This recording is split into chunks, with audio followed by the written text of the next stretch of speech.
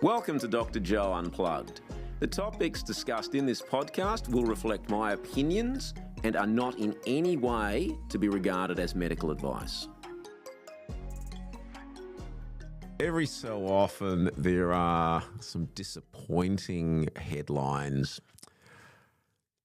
I'm going to quote, this is from Medscape, and we'll put the link in the description as always. Why some physicians still lead with lifestyle-first obesity care despite the GLP-1 revolution. And GLP-1 are the glucose-like peptide 1 inhibitors, and there are a number of those. I'm not going to give any of them. Not going to give any of them a plug. I'm sure you're all familiar with the injectable medications that are increasingly popular for weight loss. The rapid adoption of GLP-1 receptor agonists has fundamentally altered obesity management, with these medications now prescribed to millions. Yet a substantial number of physicians continue to prioritise lifestyle interventions as their primary approach. And this seems a little bit puzzling to the authors. It's like, well, why would you just suggest that people look at what they're eating and maybe do some exercise before reaching for the prescription pad?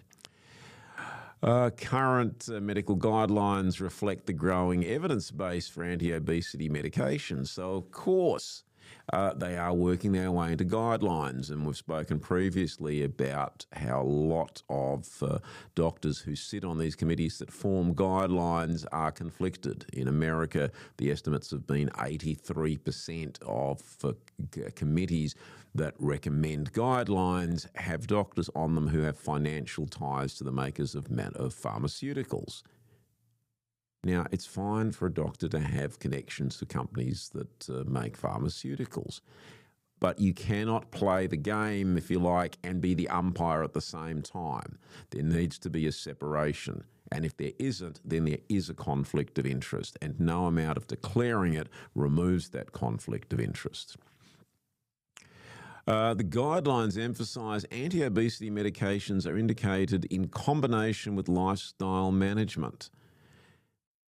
But there's still the question as to what should we be doing first.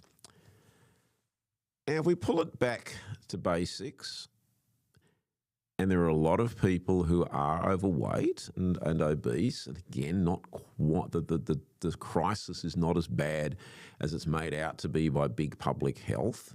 There's only about 15 to 16% of people who have a BMI above 30, and again, the BMI has its own problems. We can have about 4 different tangents with this podcast, so look, bear with me. We're going to go, I suppose, more briefly over a few key issues.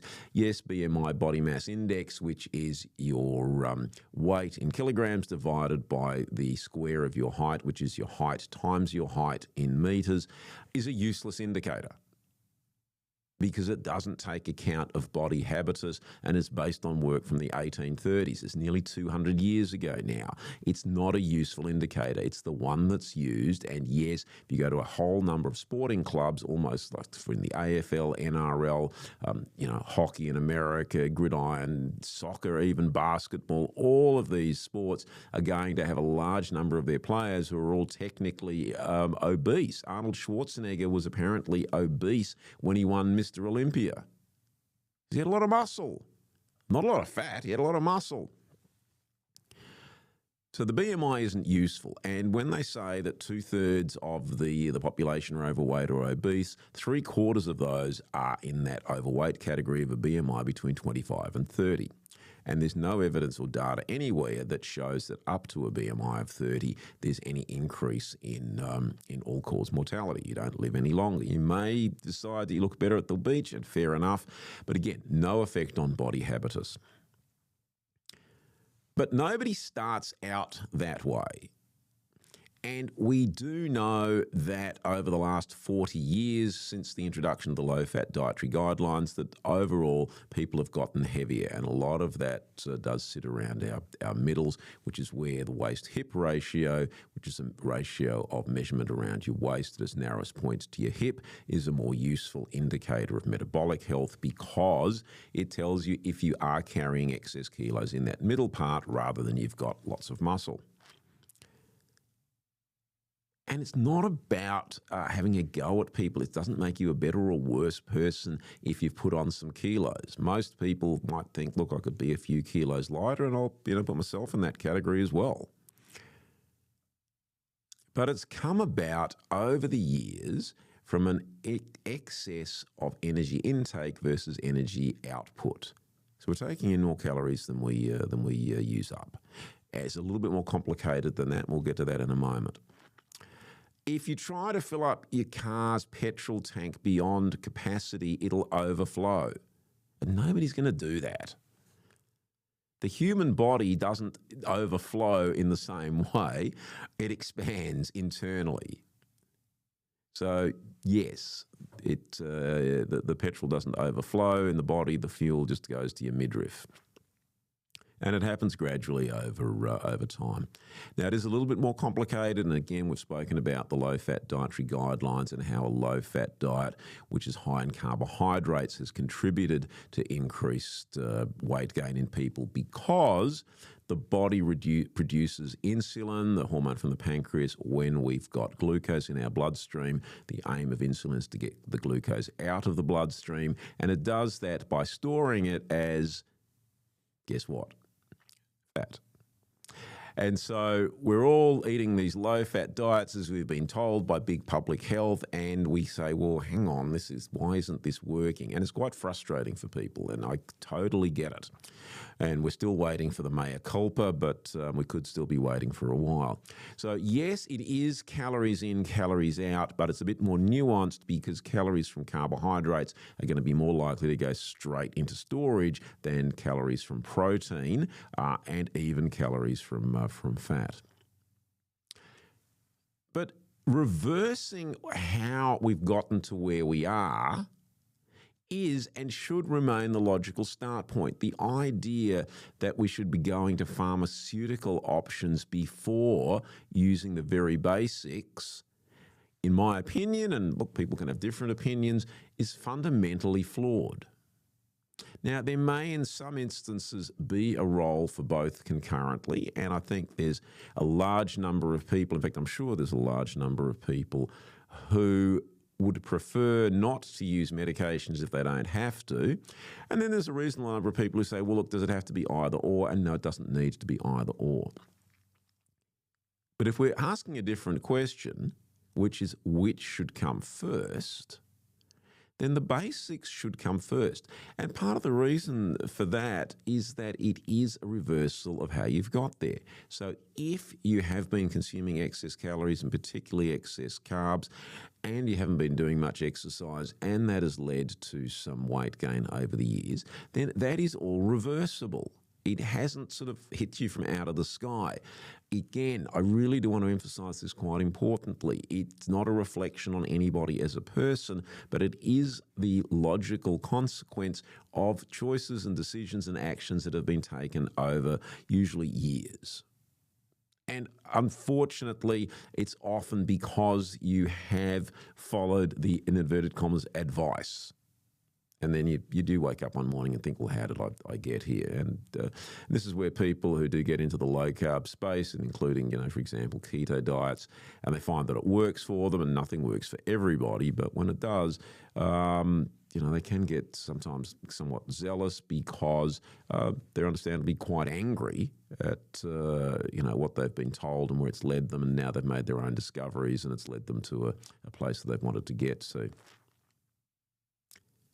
There's also the cost factor, which is that it is much, much less expensive to the individual and to the society, and by that I include the taxpayer, to change eating patterns and be a bit more active rather than use medications that are quite expensive. Now, there was talk in America of licensing some of these medications for 6-year-olds. I think that's not now going to go ahead. And it was going to cost, I think, about $1,400 or $1,500 US per month. Now, you can feed a family of 4 people with some really good food, including fruits and vegetables and nuts, seeds, berries, even some good quality meats, quite happily for about $400 a week.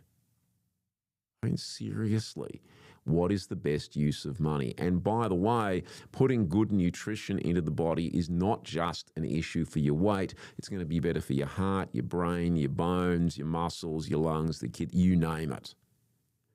Bit like the car. If a car runs on unleaded and you put diesel into the tank, it's not going to run particularly well. You need to put the right fuel into the car. You need to put the right fuel into your body. And it's not just because of weight issues. It's just the human body has certain nutritional requirements. And that includes, yes, good proteins, essential fatty acids, a whole series of vitamins and minerals, and also water. It doesn't need carbohydrates. Now, it's okay to eat carbohydrates. It is okay, but the body can produce its own. It's not essential. The body doesn't need a whole lot of additives and preservatives and colorings and. Now, the body will deal with it, but it doesn't need it. So if we go back to the basics of eating foods that are, depending upon your age, grandparents, great-grandparents, great-great-grandparents ate, probably really right up to about the 1970s, which is foods that substantially